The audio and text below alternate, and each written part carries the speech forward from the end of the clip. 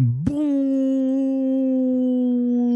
à toutes et tous, vous écoutez First Print, votre podcast comics préféré. Vous avez compris qu'on essaie un petit peu de varier les introductions, puisque quand on fait un format quotidien, c'est dur de ne pas sombrer dans la monotonie. Mais bien sûr, rien n'est monotone avec nous, puisque si First Print était monotone, ça se saurait. Croyez-moi, je suis bien placé pour le savoir. On est donc dans les back issues du reconfinement, votre émission régulière quotidienne qui est là pour vous parler de comics. C'est le 18e jour déjà. On en voit bientôt le bout si ce n'est pas renouvelé. On espère parce qu'il va falloir trouver Enfin, bon, on a de quoi tenir techniquement toute une année à vous parler de comics chaque jour, donc c'est pas un problème. Mais bon, quand même, Corentin d'ailleurs, un bienvenue. Je ne t'ai même pas présenté. Y a-t-il encore besoin de présenter Corentin de First Print? Je veux dire, le mec qui parle de comics dans un podcast, tu vois, c'est assez incroyable quand même. C'est trop cool de t'avoir avec nous en tout cas. Ouais, tu sais. Pour parler d'une bande dessinée qui s'appelle comment aujourd'hui? Comment s'appelle? Quelle est ta sélection? Dis-moi, enjaille-moi avec le titre du jour. Ouais. Alors qui s'appelle on s'est posé des questions en fait pour est-ce qu'on en parle ou pas, mais c'est donc Copperhead, comme on dit en France. Et c'est sorti chez Urban Comics. C'est ça, il y a un tome qui est sorti chez Urban Comics, d'où l'hésitation, puisque apparemment la publication n'avait pas été poursuivie. Moi, je vous avoue très humblement que je les ai lus en VO, donc j'ai pas forcément eu conscience de... Quelle humilité, Corentin. De quoi? Bah tu viens de dire que tu avouais humblement et, Oui. et moi je suis, si tu veux, je suis séduit par cette humilité dont tu fais preuve. Tu me casses les couilles. Donc effectivement, Copperhead de Jeff Herber et Scott Godlewski, donc qui est tout simplement un western spatial. C'est-à-dire qu'il y a des cow-boys mais dans l'espace. Et tout simplement, c'est littéralement ça. Un peu comme Space Bandits. Non, mieux. Enfin, beaucoup mieux. Enfin, Space Bandit, c'est pas très bien. Non, déjà, je veux dire, le chasseur de Bounty Hunter. Sharky The Bounty Hunter, non, c'est pas sans grand, c'est pareil, c'est pas bien. C'est pas exemple, un peu comme East of West, peut-être que si un peu. Pas mal, ouais. Mais alors là, pour le coup, je comparais peut-être pas ça à East of West aussi directement, parce qu'East of West est quand même plus compliqué et développe un univers monde qui va un peu plus loin. Là, Copperhead, en fait, ça assume tellement d'être un western spatial que. En fait, tu vois, dans le jeu vidéo, on dirait c'est un skin, grosso modo. C'est-à-dire qu'on a pris, c'est un western qui se passe dans l'espace et du coup, met un peu de western dans sa sauce space opéra. Alors, pour résumer, effectivement, donc un peu comme The Mandalorian.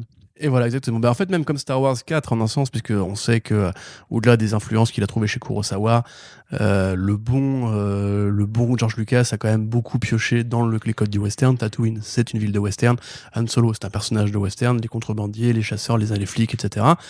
Il y a toute cette espèce d'énergie-là, mais effectivement, donc c'est vraiment pour ceux qui justement aiment bien, par exemple, je prends un exemple tout bête, le Mandalorian saison 2, épisode 1, avec le personnage de Cobb Vanth, joué par Timothy Olyphant, qui est très beau. Là, c'est vraiment voilà, ce genre de sauce. C'est-à-dire que la série commence par une mère célibataire qui va habiter dans la ville de Copperhead où elle va être le shérif Bronson. D'ailleurs même le nom Bronson du coup probablement évoque ce cinéma-là particulièrement des westerns ou des héros un peu burnés. Et donc c'est une ville vraiment de western à la western spaghetti, un petit peu à la Deadwood aussi justement dans le côté série chorale avec beaucoup de personnages, des influences un petit peu de trafiquants, de mafieux, de mères un peu corrompus et compagnie. Et en fait ça prend vraiment toutes les allégories communes du western. Donc par exemple ça commence par une arrivée dans un train, tu vois, comme dans Deadwood, comme dans Deadman de Jarmusch et compagnie. Comme dans Red Dead Redemption aussi. Comme dans Red Dead Redemption, voilà exactement.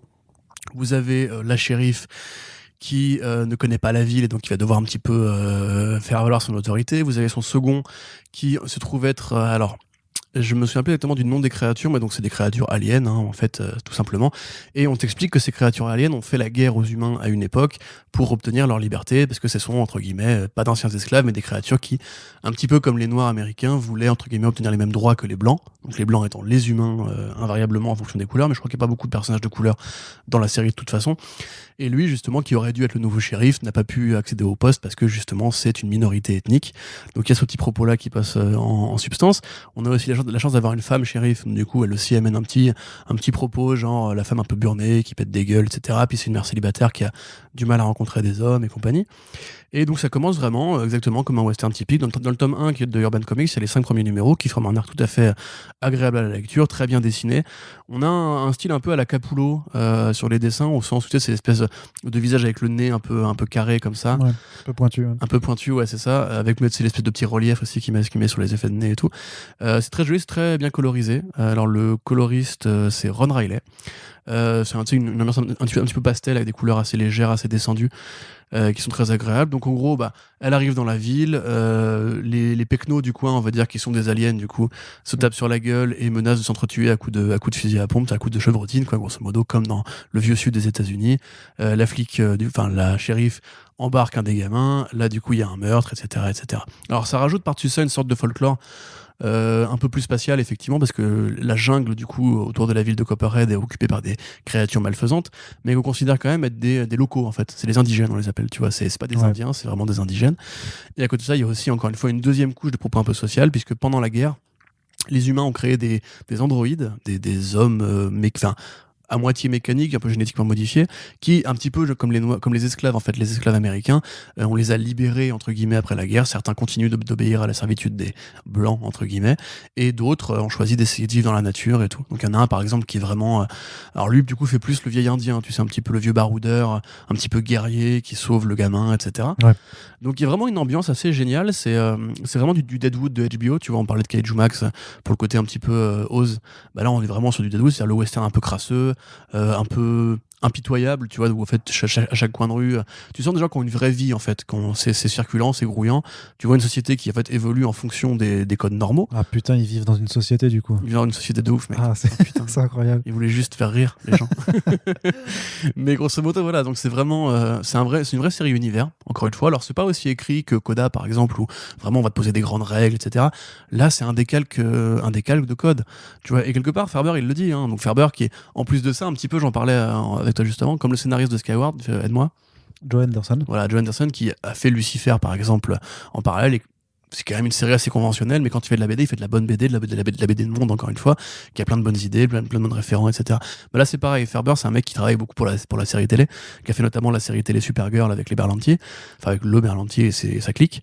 Et en fait, là, il se déroule plutôt pas mal et il l'admet dans les post-faces. Il dit, je suis pas le premier à avoir eu cette idée-là, mais en fait, ça me grattait. Tu vois, j'avais envie de faire une série vraiment de Mandalorian, entre guillemets, qui adapte le western a des codes de science-fiction pour adultes, on va dire. C'est assez brutal, les personnages sont assez développés. Tu les vois en fait vraiment évoluer comme une série télé. Et c'est assez feuilletonnant parce qu'on en parlait aussi. Ça date de l'époque en fait du boom d'Image Comics, c'est 2014, la première édition de Copperhead numéro 1. Donc ça date un petit peu de ce boom où il commençait à avoir beaucoup d'ongoing vraiment intéressantes avec des concepts, toujours un petit peu des petits twists sur des trucs que tu connaissais déjà, etc. Et en l'occurrence, c'était plutôt une bonne série qui a été bien accueillie par la critique, qui a été validée par Brian Kevon et Andrew Baker, etc. Il se trouve qu'en France, apparemment, l'édition a été arrêtée. Alors je ne sais pas si c'est parce que ça n'a pas marché, probablement. À l'époque, le tome 1 était proposé à 10 balles, et en fait, moi je l'avais acheté à ce moment-là, et puis en fait, j'ai mis 3 ans à le lire parce qu'il traînait dans la pile de lecture, et je me le suis lu il y a quelques années, parce que j'avais vu que République l'avait nommé dans les top 25 des séries Image Comics qu'on avait réalisées pour Comics Blog à l'époque. Ouais.